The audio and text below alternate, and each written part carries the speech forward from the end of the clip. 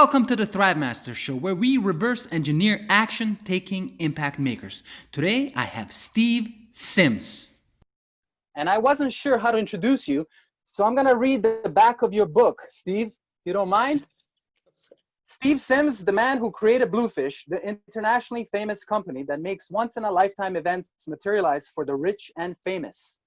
And in this book, he reveals to the rest of us his trade secrets for making things happen.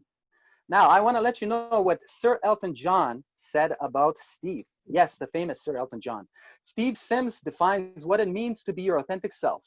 We have greatly enjoyed getting to know Steve, and we're so thankful to him and to Bluefish for supporting our Academy Awards viewing party and our mission to end AIDS in our lifetime to the past several years. Steve, welcome.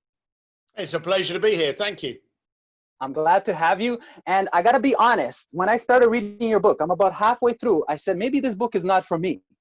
But then as I went along, I realized blue fishing is more of a mindset for your life and also to live better and to have better relationships in your business. Is that a correct description, or would you add to that? No, it's a correct description, but your statement prior to that is probably more accurate than you feel. When I wrote the book, I didn't expect anything. I had been asked to write it. I'd actually been paid very well to write the book. So I had no liability. I didn't know what I was going to do. I'd been asked to write a book. And as you start writing it, you start discovering what it is you actually do.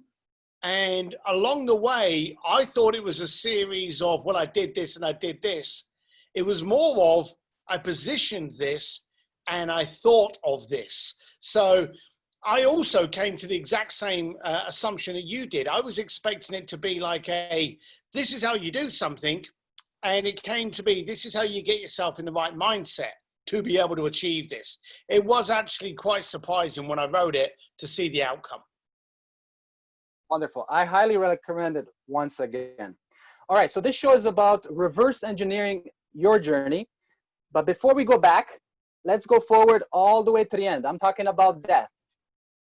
Does it play a role in helping you navigate your life? Death doesn't. Death doesn't scare me. I race motorcycles. You know, I love doing adrenaline stuff. I'm 54, but I still like to do stuff that scares me. If it doesn't scare or arouse me, then I don't do it. So death doesn't bother me. Life scares me. The way that I look at it is the idea of people sitting on the couch and watching Netflix for an entire day, that makes me furious. You would have wasted one day of your life, 24 hours, that you can never get back. So for me, I know I'm going to die. I know it's going to happen. It's guaranteed. But how I live my life is my focus. And until that day, I'm going to fill my life with as many memories and stories as I possibly can.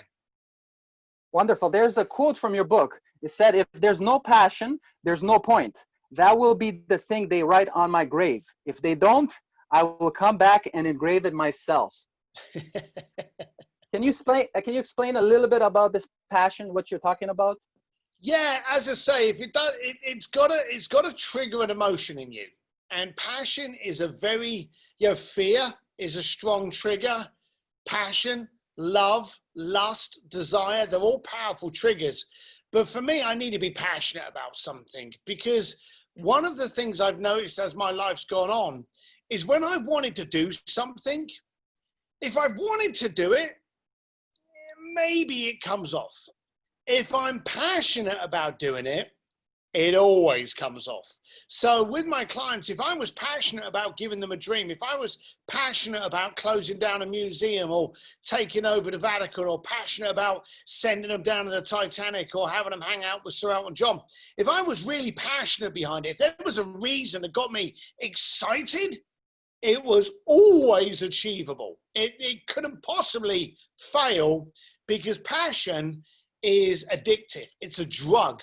If I'm talking to you and I'm very passionate about something, it doesn't matter whether or not you agree with me. You just end up buying into the passion and therefore becoming on my side. And so passion is a very, very forceful drug for people to get involved in. So quite simply, if you're not passionate about it, but you just want it to happen, you got a 50-50 chance. If you want it to happen rather than need it to happen, then, you know, you've even got worse. But if you're passionate about it, you're getting it. I can definitely feel your passion, and that's a big clue in this book. So I highly recommend it once again. Okay, now let's go back to your earliest memory, and what was your childhood like? So I'm going to correct it. My early childhood was poor. And I'm going to correct that statement in a second. I grew up, we never had takeaway. I remember when I was in my teenage years, we got a takeaway food. And that was like, you know, the Queen had come and knocked on our door. It was like, how the hell does someone come to your house and give you food? You know, it was just beyond me. We had steak once a year on my parents' anniversary. And it was probably the cheapest cut of steak that my mum could find in the grocery store. So we had no money. We had one black and white TV, even when there were color TVs. We had one really old car that maybe would start. So I felt that I was very poor. And for a little bit of my teenage years, felt a little bit aggressive towards this. But it wasn't until I got into my 20s and I was very fortunate to suddenly realize that maybe I never had filet steak every night, but I was never hungry. And my parents always tucked me into bed. They always loved me. They always taught me to say your mind and keep your word. It suddenly made me realize that, to be accurate, my life was I had no money, but I was rich in everything else. So that taught me a very powerful lesson, the difference between being wealthy and being financially rich. There's a massive difference. I know I've worked with some of the richest people in the planet. I've worked with people that are heads of things like countries, you know, that my clients, and I've seen them depressed because they can't trust anyone. They can't love anyone. No one loves them. They love their bank balance. So I've noticed that there was a massive difference between being rich and being wealthy. And luckily, because of that education from my parents, I realized how wealthy I was from a very young age. So it seems like you have a balanced view looking back, and there's a sense of gratitude that you can have a positive spin on it.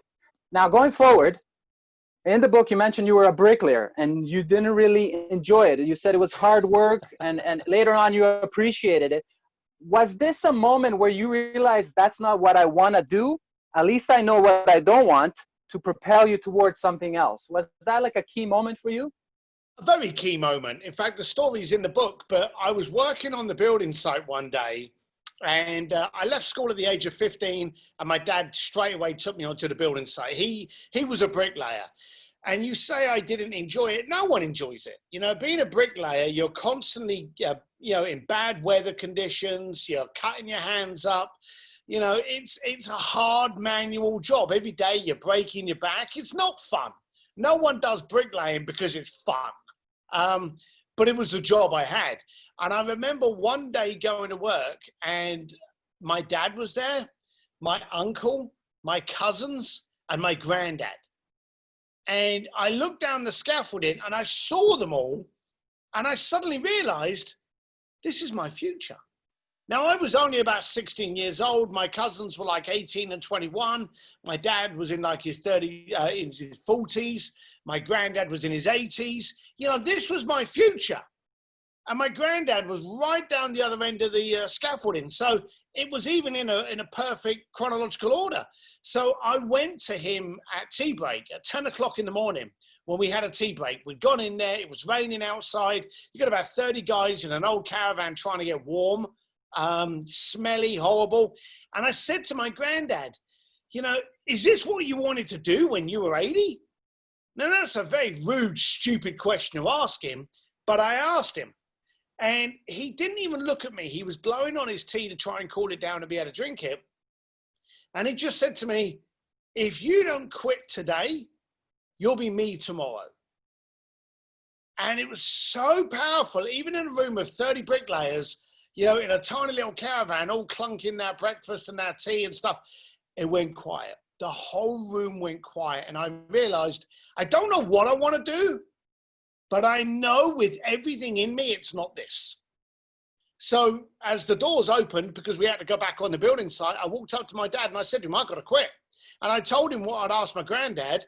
And he just looked at my granddad, looked at me, and he went, all right, you finished Friday. So that was it. So I went on a journey knowing that I didn't know what I wanted to do, but quickly moving out of stuff that I knew I didn't want to do. So I tried office jobs, I tried security, I tried door work, I tried insurance sales, telephone sales. I can't even remember how many jobs I tried. Some jobs I would turn up for at 9 o'clock in the morning and then walk off at 11 o'clock in the morning going, well, I don't like that. And my mum just thought, you can't even hold a job down. But I wasn't willing to settle. I wasn't willing to do something that didn't stimulate, didn't excite, didn't arouse, didn't terrify. I needed a trigger. I needed to be woken up, regardless of what it was I did. I needed a spark ignited, even if it's fear and panic. I needed something. And this was just vanilla and blonde and horrible. So I tried many, many different things until finally I wanted an excuse to communicate with rich people. And I wanted to talk to rich people because, quite simply, rich people are rich and poor people are poor. I know what it's like to be poor. You have no money. You can't afford to go out. You can't afford any bike parts. You can't afford new motorcycles. Being poor stinks. I wanted to be rich. So what I needed to do was I needed to communicate with rich people to quite simply find out, why are you rich? You've obviously got some kind of thing going on in your head that makes you rich. And so that's what I did. I went out to try and find what rich people wanted, tried to become the solution to that. And I ended up developing an experiential concierge firm. So I looked after people in the early ages. I got them into like the top nightclubs, the top parties. Then I got them on stage. Then I got them backstage. And then I got them, playing drums with Guns N' Roses. And I got them singing on stage with Journey. And I was closing down museums. So it got bigger and bigger and bigger. But that business, that concierge business of mine, was never really what I was doing. What I was really doing was getting to analyze and understand rich people. And that was what I was doing. I was using my concierge as a Trojan horse. I was using it as a vehicle to really be able to be in a room of billionaires. Unless you've been in a room with billionaires, you don't know what it's like. I've been in rooms where people in that room have been the heads of countries, the heads of Fortune 500 companies. Some of the most powerful people in the planet have been in a room. I've been on a boat party in 1997 in Monaco, where it was a private party for the top owners of Ferraris, the top collectors of Ferraris. And it was the richest people in the planet, like about 30 people were in that room. And I'm in that room. And so that was the reason I developed the concierge firm, was to give me a reason to be able to play in that sandpit. Now, looking back, because you mentioned you had this vision of being in the room of billionaires, how important is it to know the direction you want to go in, like wherever you're starting out? Yeah, and I'm glad you've actually said that. Direction, not goal. You see, there's the big difference. A lot of people go, there's the classic line, if you don't know where the goal is, how can you score? Okay? Yeah, that's great. But when you're 16 years old, your goal is to get a bright red car and maybe the latest sneakers. If you got that goal at 35 years old, you wouldn't be happy, would you? Because your goalposts change. So I agree, go for a goal, but understand you may not actually achieve it because the direction that it takes you, your goalposts may change. And so that's what it does for me. I believe you've got to have a solid direction, but understand that the goalpost is fluid. That's what you've got to focus on, but direction is everything. Wonderful. Now, you mentioned that you've tried different careers, different jobs, like trial and error on your direction. And in your book, you said about failure should be looked at as discovery. So what did you discover about yourself, and what were some of the quote unquote failures or discoveries towards bluefishing that you can Well, the talk about? first thing I discovered was I have no care what you think about me. I really don't care. You know, truthfully, do not care. I care that whatever I do is the best it can be done. So if you come to me because you want to be discussing hairstyles, I'm not the right person for you to talk to, so I'll introduce you to you. So, you know, I want to make sure that I am always the most impact in any relationship that I have, and can be the most impactful. So I noticed very early on that I didn't care what you thought of me.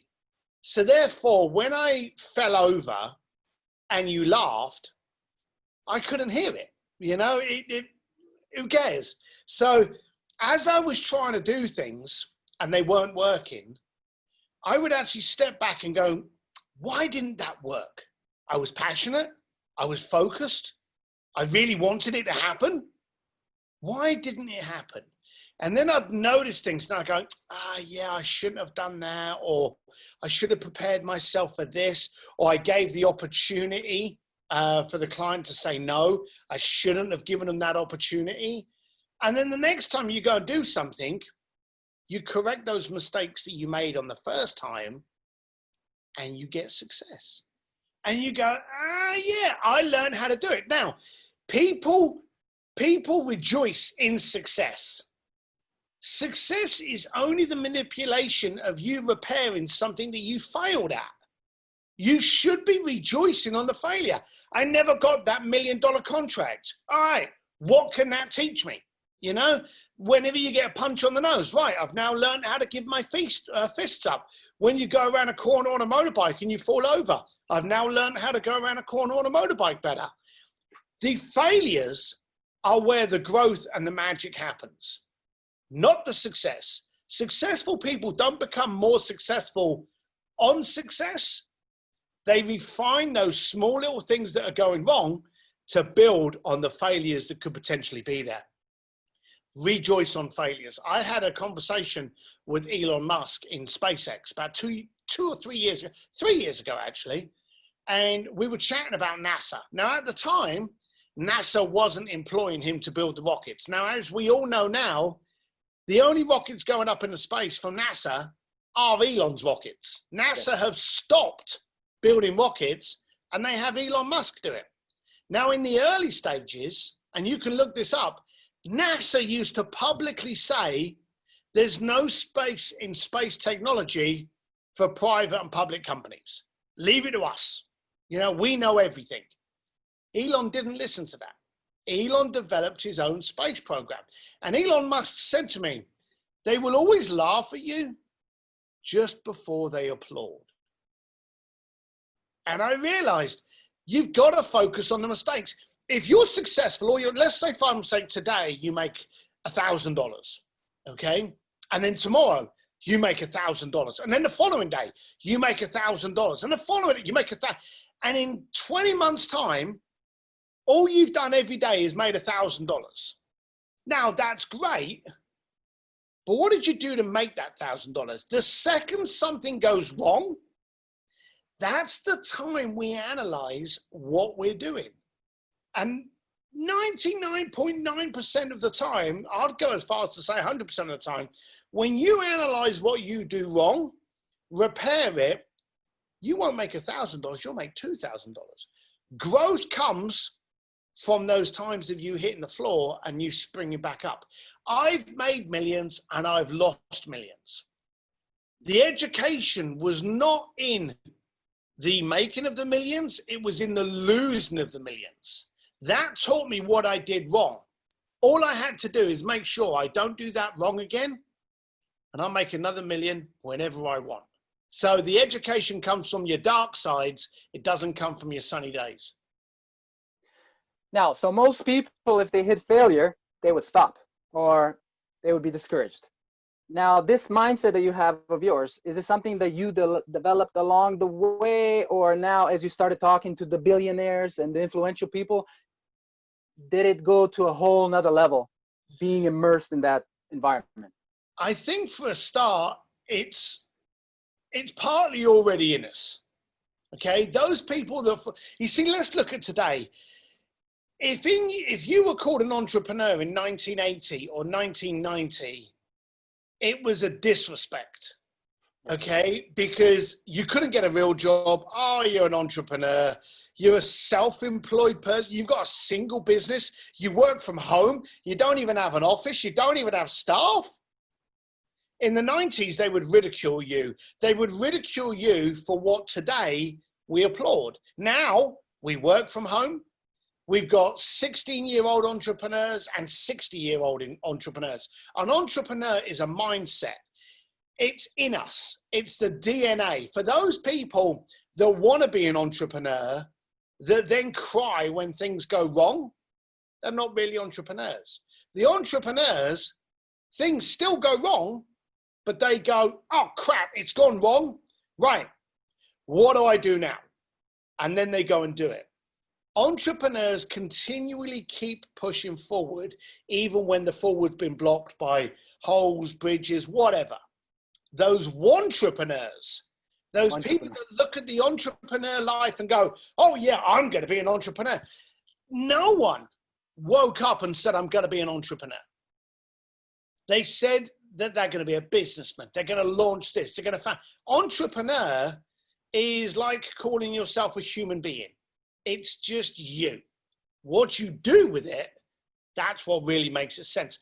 I think, so therefore, in my head, I had that mentality already. See, me and you are very different, and that's the beautiful thing about being an entrepreneur.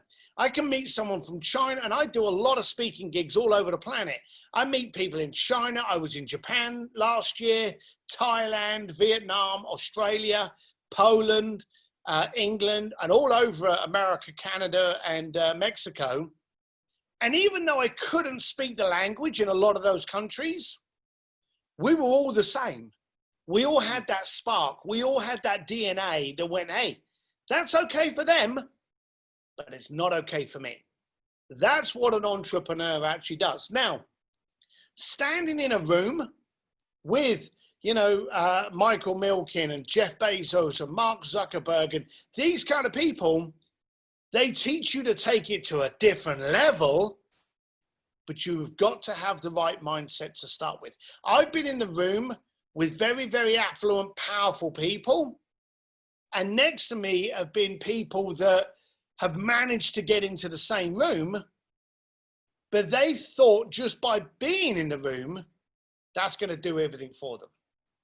Being in the room is one thing. Work in the room, that's everything. So again, that's the difference between an entrepreneur. An entrepreneur is an opportunist. All right, I'm in the room. How can this work for me? That's the difference. So these people, they have told me, taught me, forced me to raise my standards and to identify a new normal.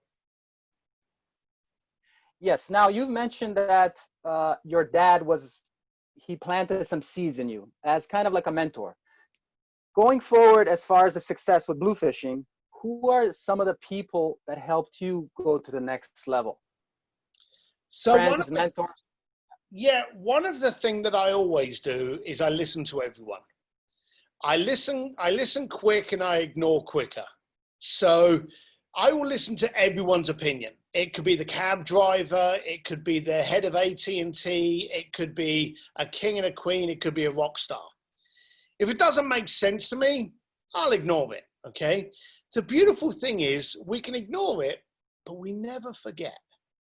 And so you never know when in 5 years' time you go, this person said this to me back then. I can use that now. I couldn't use it then.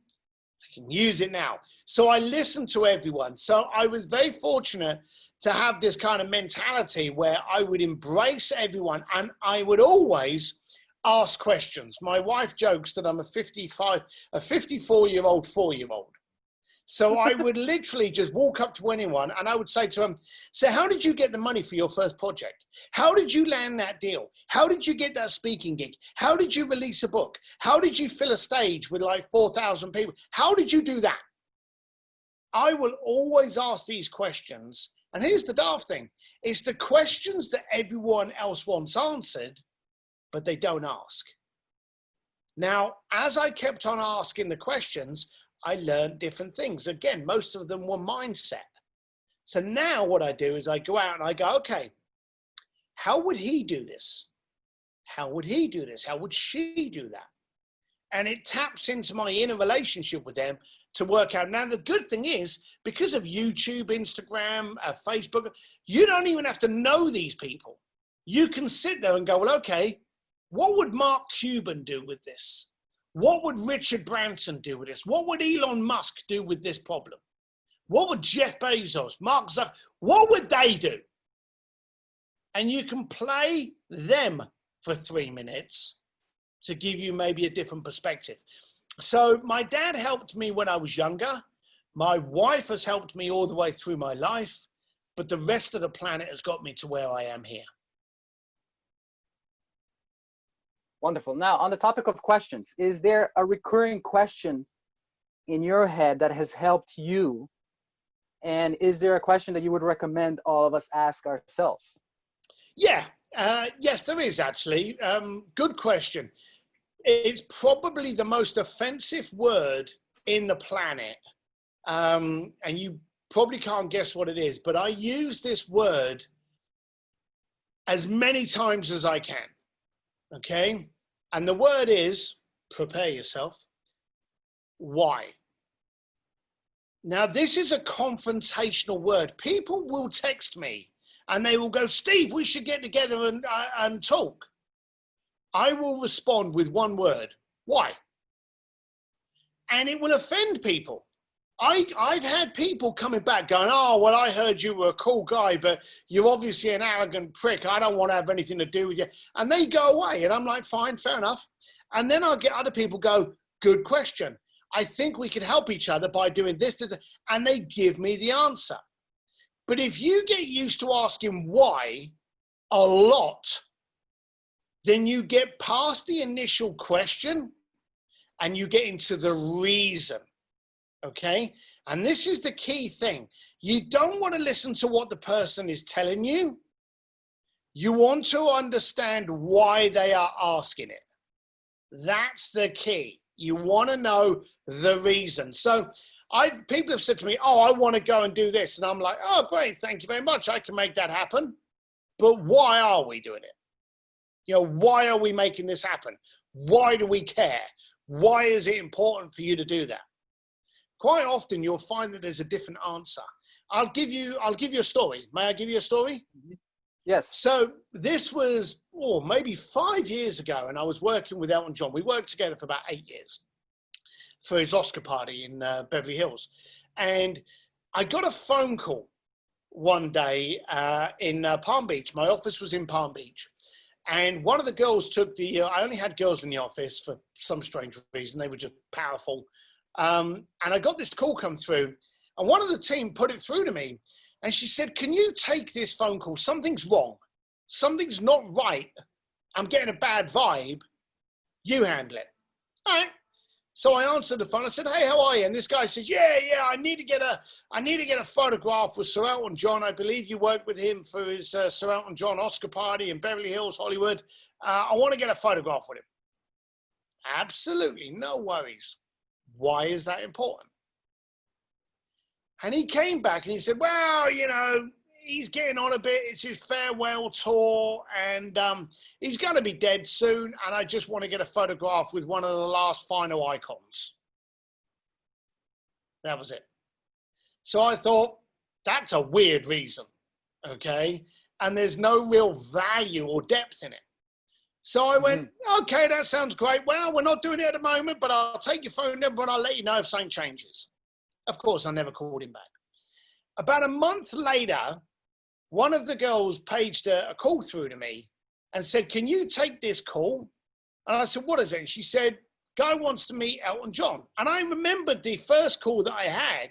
And she said, it's not the same guy, but I'm wondering if it's a friend of his trying to do the same thing because you ignored him.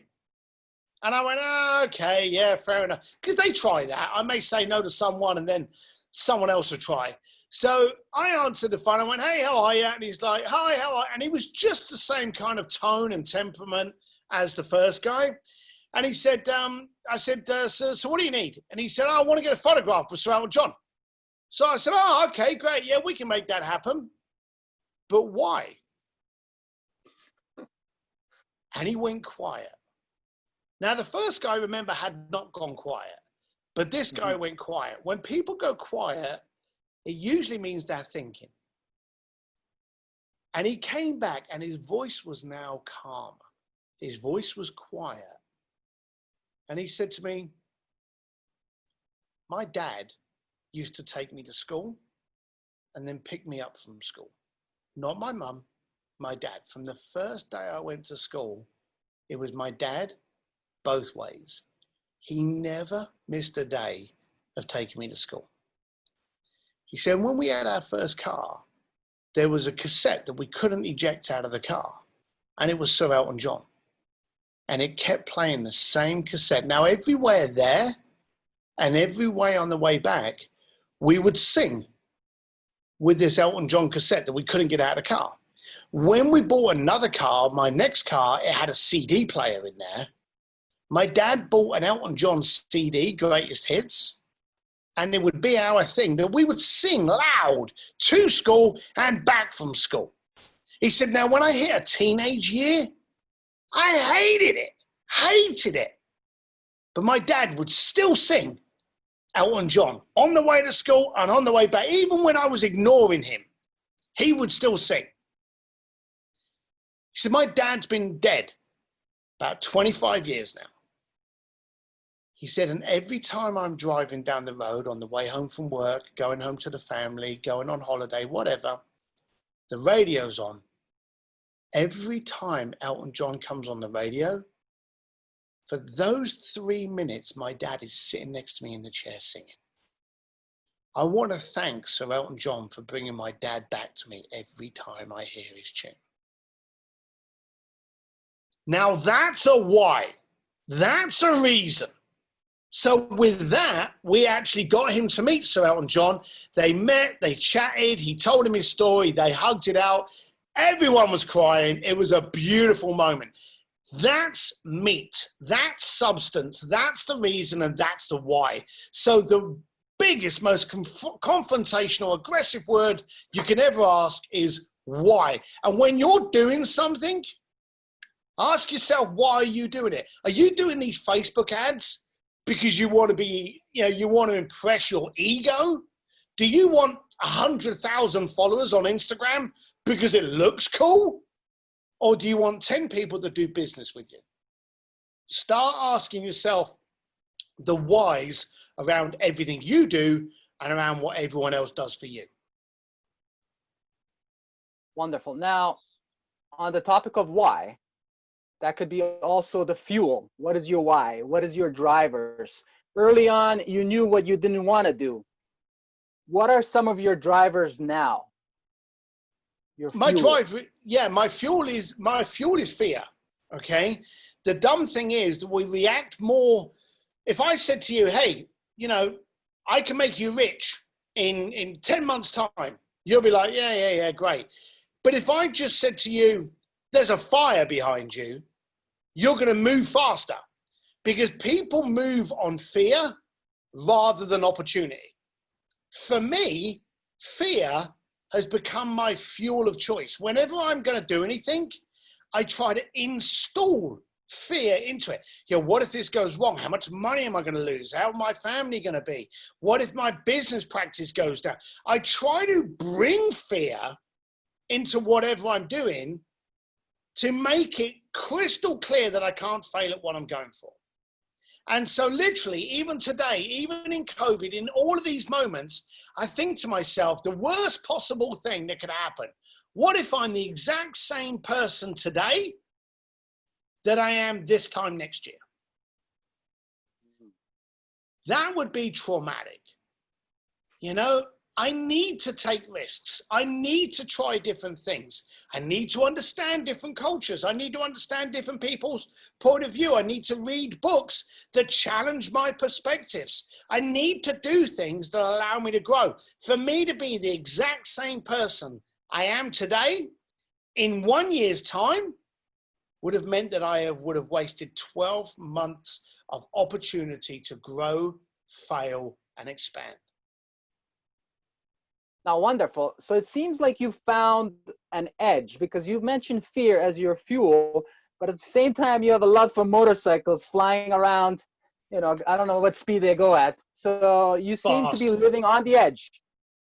Now you've developed, I guess, the right amount of quote unquote balance, or that edge, to help you go through your journey, go through your life. Is that correct? I would There's probably fear and excitement. Yeah, I would probably say no. Because if you went around the racetrack, or everything you did gave you the exact same result, where's the growth in that? You know? So I may go around a corner, and we do speeds, I think the most we, is like, 187 or something like that. But we'll go around a corner with our knee dangling around on the concrete, like a 150. So the next time you get to that same corner, you've got to see if you can do 152 and get around that corner faster. Now, it could slip out on you. The bike could go. And then you go, well, okay, what did I do wrong? Did I hesitate? Did I slow up? Did I not have enough conviction in that corner? And then what happens is, once you've repaired the bike, you suddenly find out that you go around that corner at 152. Now, 152 is now the new normal. So what's the new normal got to be? It's got to be 155. So the balance is constantly trying to stretch yourself. Now, here's the thing. That's an example where you could die, okay? I do a lot of stretching on a daily basis that has got nothing to do with any liability whatsoever. I'll read a different blog. I will listen to a different radio station playing different music. I will read a book on someone that's promoting something that I'm not sure I agree with, but I want to understand why they think it's true. So I love reading conspiracy theories, not because I'm a conspiracy theorist, but I like to be able to look at how people can go, actually, did you notice this happened? Now, I may not believe that the world was taken over by little green aliens, but just being able to see it from their point of view for a couple of seconds expands your mind to be able to accept more things. So I'm always challenging myself. I'm challenging myself with the food. Here's a serious thing. When I go out for dinner and we have an appetizer, we always try to have an appetizer that we've never had before. Why? Because 9 times out of 10, when you go out for an appetizer, 90% of the time you will order an appetizer that you've had before because you know you like it. There's always that thing on the menu which sounds kind of weird. You've never had it before. Shall I have that? No, I'll have the onion rings, because I always have onion rings. I like onion rings. Try something different. 2 things are going to happen with a third effect. The 2 things are going to happen is you're going to hate it. The effect is you now are educated to know what you don't like. So you've grown. The second thing is you could love it. It could be the most amazing appetizer you've ever had in your life. I never thought pig's feet would taste so great. The effect is you've now grown. Now, the funny thing is, even by reading different books, listening to different radio stations, and ordering food you've never had before, that's training your mind to be open to doing something different. So the next time you go to work and you're going to do X, Y, Z, your brain is going, well, hang on, fella. We've read different books, we've listened to different music, and we've eaten pig's feet. We should try something different here in the office. What are we going to try? And it's going to educate you to try different things without fear, because fear causes hesitation.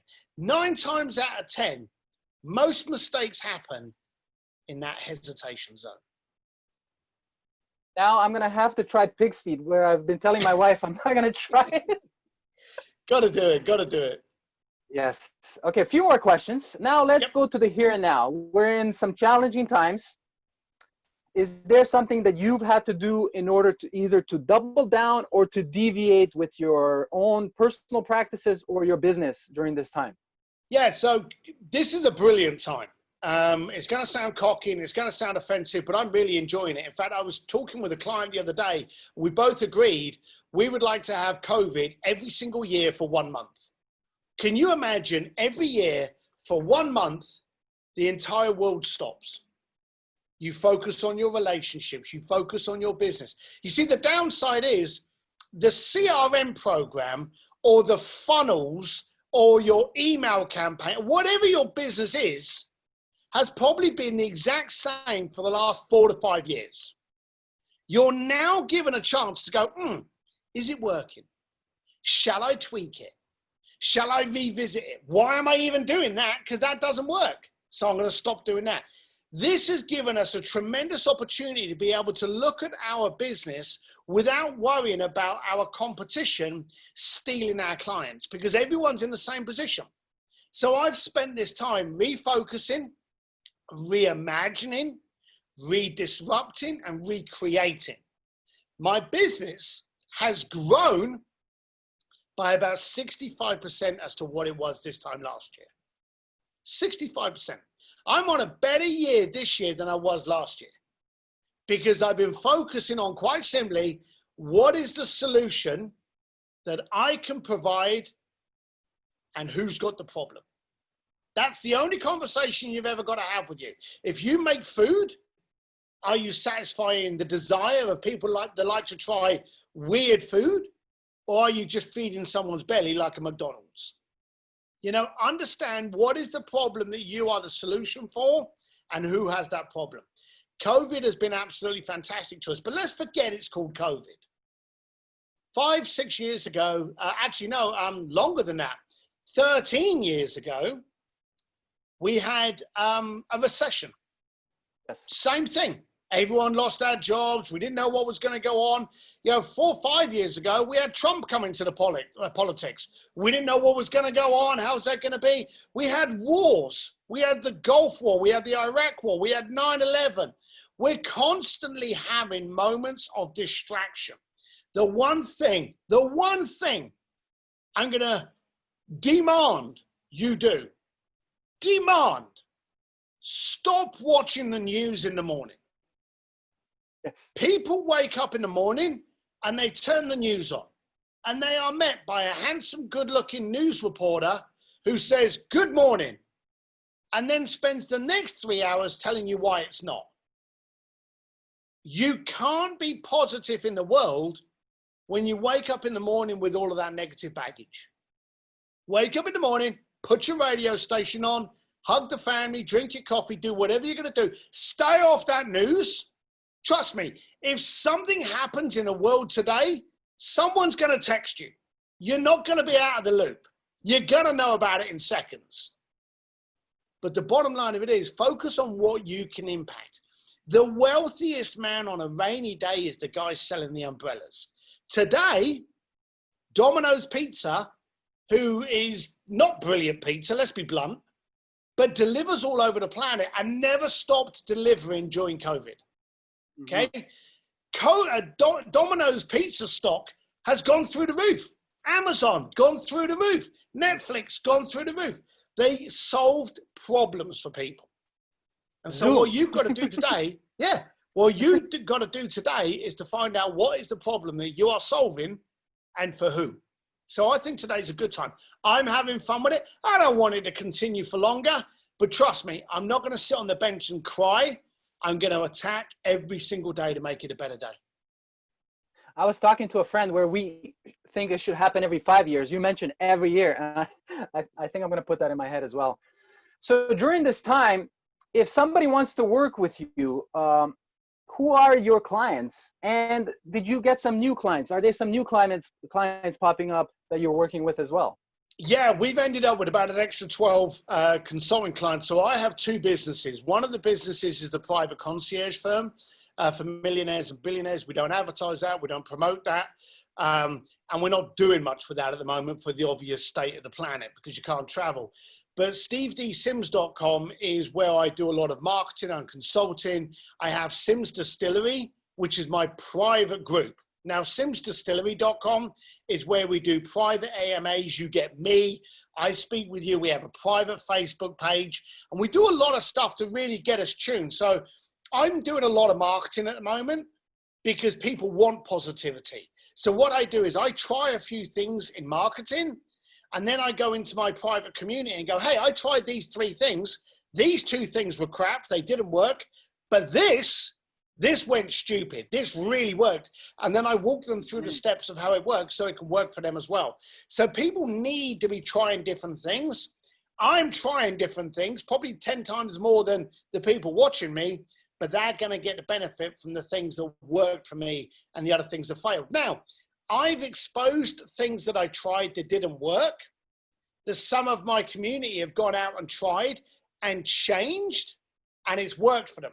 So then I invite them back in and they go, hey, you said that didn't work, Steve, but you know, I tried it, this, and I added this and it worked. So we've built up a community where people can rely on each other to become more impactful, profitable, and can disrupt and create at the same time. Because that's the difference. You've got to understand that if you're not creating, dreaming, and disrupting, you're going to be bankrupt. Because every business that's coming along now is transactional. If you look at Alibaba, if you look at Etsy, if you look at Amazon, all of these, you ask for this, you get it. I want this, you get it. I want to buy that, you get it. That's a transaction. You need to be in a situation where someone goes, oh, I want that. And you go, why? Well, I wanted to do this. Well, you may want it to do this, but have you thought of this? It can do it twice as fast for half the price. You are now getting into someone, you're creating and you're disrupting the rhythm. Amazon does not create, dream, or disrupt. It services. So you have got to be the one that uses those 3 superpowers. Wonderful. No, so now I'm talking to you as Steve, the one person, but it seems like you have a team and a community. How important is that for your journey and success? So it's not your bank balance, it's your network. And we opened up, we have a free Facebook group called An Entrepreneur's Advantage with Steve Sims. We opened that and we're up to, I think, about 1,600 people. And we try to communicate and connect and discuss and chat. We do things called virtual happy hours, where literally on a Friday night, I'll pour an old fashioned, tell bad jokes and just hang out with people. And we end up with like about 80 people on these virtual happy hours where we just tell really, really bad jokes. But the funny thing is, we need it. We need to be able to communicate. We need to be able to relax with people. And if we can't keep connecting, we disconnect. And that's not good, because as human beings, we are, without a doubt, the slowest evolving technology in the planet. Do you know that a toothbrush has evolved more than we have?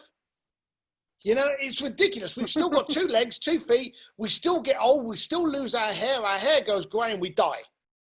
You know, wow. There's all, yeah, this is us. You would not buy a washing machine if it carried the same warranty that a human being has. That the older it gets, the more things are going to break, and then one day it's just going to die. If you had that on a warranty for a washing machine, you'd say, well, I'm not buying that one. But that's us. Yeah, how many times have you, people have said, oh, it's handmade. And you go, oh, that's nice. That's, you know, that's beautiful. It's handmade. You know full well a computer is going to make it faster, stronger, and more accurate. The most expensive watches in the planet, you know, Patek Philippe, Audemars Piguet, these kind of watches, $100,000. You can buy an Apple Watch for $299 and it's going to tell the time better than any of those 2. But you don't. You see, the bottom line of it is, we need to understand that as human beings, we like to connect. We demand to connect. And the fact that COVID has stopped us connecting That hopefully is going to be the biggest benefit out of this, because we want to meet people and go, buddy, how you doing? And give them a big man hug and drink a beer and shake their hands and kiss them on the cheek and ruffle them up a little. We want to do that because we're human beings. It's what we do. Now we're being told we can't do it. So understand, if you can't do that physically at the moment, do it online. Get into a community, get challenged, get chatting, get on Zoom calls, have fun, phone someone up and just tell them a joke because it made you laugh. I listened to an interesting video that's very related to what you're talking about and your journey. And they were talking about dopamine and how it's very useful for getting through tough times. Now, they were talking about in a positive sense. They were talking about through play, through humor, and through teamwork. And it seems like you have all these three in your journey in your life. That's, you know, a part of making you successful and having fun and enjoying yourself. Yep, 100%. Wonderful. Now, last question. Is there a direction for the next decade, 2030? Where are you shooting Bluefishing, your other businesses, yourself personally? So I dream a lot. The first thing I do is I dream a lot. One of my habits is I like to read books. I read 2 business books and then I read 1 fantasy book. Doing the correct things in business is one thing. Being able to dream and fantasize is more important. Okay. So I read my books in that order. So I'm constantly thinking of doing new things. We're looking into our 2nd book now. We're doing more online work, so that's growing, evolving. I'm building a studio so I can do more for it. I've actually got no air conditioning in this studio, so I'm starting to kind of get a little bit of a glow. It's like about 100 degrees here in bloody California. So, you know, I'm doing more studio work for that. I want to see what boundaries I can push. I want to see not only what I can impact, but what I can impart for you to impact. There's nothing I feel happier about than some of my students, my community, my coaching clients, my people, my Sims THRIVEMASTERS members, whatever, actually being able to achieve what they desire and that they're passionate about. That really makes me excited. So I'm always focusing on that. Wonderful, Steve. This has been amazing. I just want to ask you, where should people follow you? So again, it's free of charge. And Entrepreneur's Advantage with Steve Sims. That's our private Facebook group. If you want to get more of me and actually be able to communicate with me, join simsdistillery.com, and then you get into our free Facebook. We get into our private Facebook group called The Speakeasy. And in there, I actually have private AMAs, private videos with all of my people. So we get to openly chat and discuss things. So those are the 2 easiest ways to get hold of me, or just go to steveDsims.com and just subscribe, or just, you know, get onto the podcast or whatever fits your fantasy. Wonderful. I really appreciate this conversation. Look after yourself. Thank you very much.